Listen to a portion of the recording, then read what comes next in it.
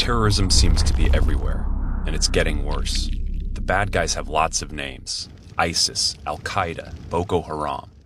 But they have one thing in common.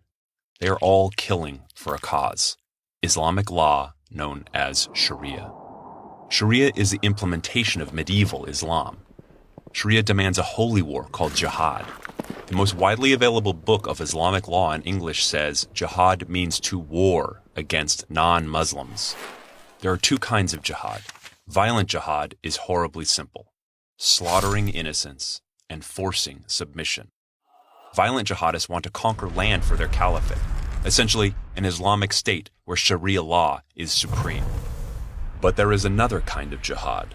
In their explanatory memorandum, the Muslim Brotherhood calls this civilization jihad, saying the Muslim Brotherhood must understand that their work in America is a kind of grand jihad in eliminating and destroying the Western civilization from within and sabotaging its miserable house by their hands and the hands of the believers. Civilization jihad has the same goal as violent jihad: to conquer land for their caliphate. But instead of waging war or staging terror attacks like their brothers in the violent jihad, these civilization jihadists wear suits and ties, and their work is much more subtle. So what do? They file lawsuits for Muslim truck drivers who don't want to drive beer. They convince schools to hold Muslim Day, where the girls wear headscarves and the kids say Muslim prayers.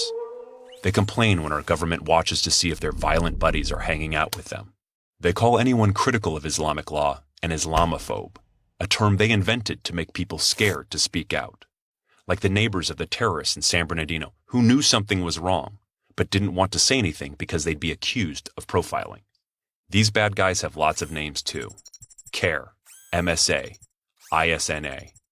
The Justice Department found that these groups were in fact started by the Muslim Brotherhood. These groups like to say that terrorism has no religion, but only Islam has Sharia and Jihad. Not all Muslims practice Sharia or support it, but an awful lot do. They believe that anyone who insults Islam can be killed. They believe that women are property, that gays should be killed, and that little girls should be mutilated and forced to marry old men they've never met. These things are simply not allowed in our free society and are against the Constitution. There are plenty of modern Muslims who want to live and let live, but unfortunately the groups that speak most often for the Muslim community follow the medieval version based on Sharia. They are working to make the U.S. more like the Caliphate. They have to go. Find out more and how you can help at CounterJihad.com.